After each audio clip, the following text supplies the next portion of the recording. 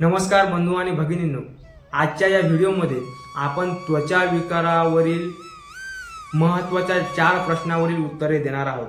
महत्त्वाचे प्रश्न असे आहेत की त्वचा विकार हा का होतो, म्हणजे त्याची कारणे काय आहेत, त्या कारणामुळे कोणते कोणते त्वचा विकार होतात आणि त्वचा विकार झाल्यानंतर आपण काय काय काळजी घेतली पाहिजे आणि काळजी घेऊनही जर त्वचा विकार जात नसेल तर त्यावरचा रामबाण उपाय काय पथ्यपाणी पालन केले पाहिजे।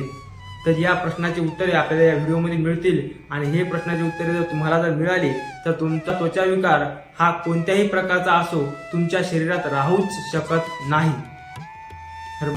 तर लगेच सुरुवात करूयात। पहिला प्रश्न आहे की त्वचा विकार होण्याची कारणे काय।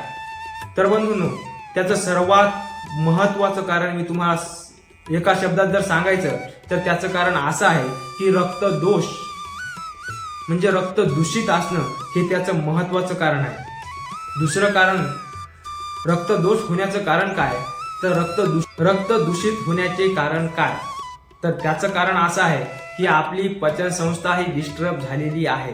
पचन संस्थेचं काम जे आहे ती व्यवस्थित करत नाही, त्यामुळे आपल्या पोटात पचन संस्थेत कचरा साठला गेला, तोच कचरा रक्तामध्ये गेला।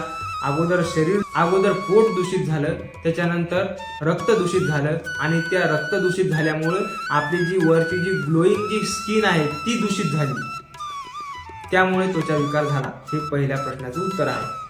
पचन संस्था का खराब होते, तर चुकीच्या प्रकारचा आहार घेतल्यामुळे खराब होते। जसं की तुम्ही मसालेदार भाज्या, सडलेले शिळे, पॅकिंग न पचणारे प्राणीजन्य फूड अशा प्रकारचा जर आहार जर घेत असाल, जंक फूड, फास्ट फूड, जे हे अशा प्रकारचा आहार आहे जो आपल्या शरीरामध्ये जाऊन न पचता तो फक्त सडतो, तो सडलेला आहार हे पचन संस्था खराब होण्याचं कारण आहे। किंवा सर्व प्रकारच्या अशा ज्या क्रिया आहेत जे आपल्या पचन संस्था खराब करतात, डायजेस्टिव्ह सिस्टीमला डिस्टर्ब करतात, अशा सर्व प्रकारचा आहार हा रक्त दूषित करणारा आहे व आपल्या शरीरामध्ये विविध प्रकारचे आजार निर्माण करणारा आहे। हे झालं त्याचं कारण।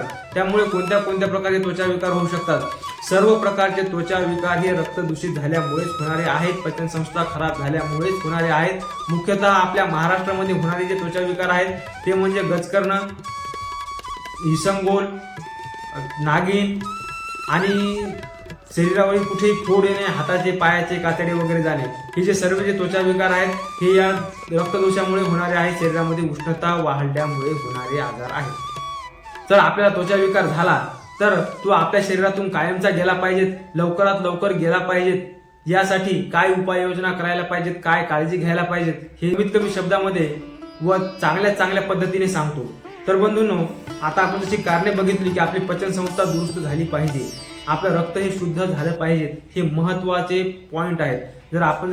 जर आपण रक्त शुद्ध होण्याकरता काही प्रयत्न केले तर त्वचा विकार हा आपल्या शरीरातून लवकरात लवकर जाईल। रक्त जर शुद्ध करायचं असेल तर आपल्याला पचन संस्था चांगली केली पाहिजे। पचन संस्था जर चांगली जर करायची जर असेल तर आपल्याला योग्य आहार घेतला पाहिजे, कारण की आहारावरतीच आपली पचन संस्था डिपेंड असते। आपली दिनचर्या जर बिघडली जर असेल, तुम्ही व्यवस्थित टाइमवर झोपत नसाल, उठत नसाल, रात्री जास्त करून जागरण करत असाल तरी तुमची दिनचर्या बिघडलेली आहे, अवेळी जेवण करत असाल, जास्त करून धावपळ करत असाल, मेंटली स्ट्रेस असेल, तर हे पचन संस्था बिघडण्याचे मुख्य कारणे आहेत दिनचर्येमधले।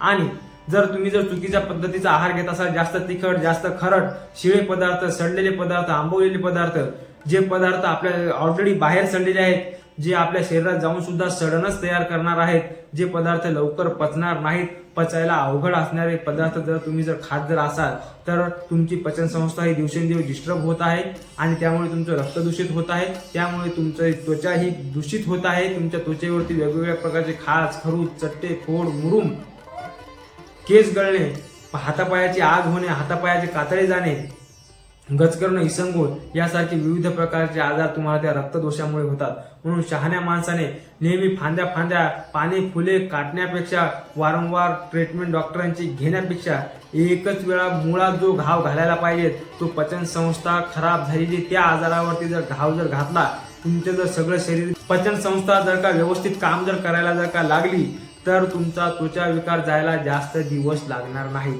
त्यामुळे बंधू आणि भगिनींनो, आपल्या आहारावरती लक्ष द्या। चुकीचा आहार हा सर्व प्रकारच्या आजाराची जननी आहे. त्यामुळे आहार जर दुरुस्त जर का झाला तर आपलं शरीर दुरुस्त होईल आणि शरीर जर दुरुस्त जर झालं तर त्या दुरुस्त शरीरामध्ये एकही आजार राहणार नाही. त्यामुळे आहार हा अत्यंत महत्वाचा आहे. मी तुम्हाला वारंवार जे मार्गदर्शन करेल ते आहाराबाबतच करणार आहे. तर बंधूंनो, आपण हिंगोली आणि हिंगोलीच्या परिसरातील परभणी, वाशिम, अकोला, जालना, बुलढाणा आणि हिंगोली या भागातील राहणारे जर असाल, मराठवाड्यातील कुठलेही, आणि आपल्याला खूप जुन्यात जुना किंवा नव्यात नवाही त्वचा विकार असेल आणि तुम्ही जर अनेक प्रकारचे उपचार करून जर थकले जर असाल आणि तुम्हाला योग्य तसा हवा तसा जर रिझल्ट जर मिळत जर नसेल तर कृपया दिलेल्या या नंबरवरती एक वेळ संपर्क करा. जर आमच्याकडून जर त्वचा विकार जर नीट जर होत असेल तर मी तुम्हाला नक्कीच मदत करायला तयार आहे. तर त्यासाठी दिलेल्या या नंबरवरती संपर्क करा आणि तुमचा त्वचा विकाराबाबत माहिती मला द्या. मी तुम्हाला आवश्यकता असल्यास भेटायला बोलवू शकतो. धन्यवाद.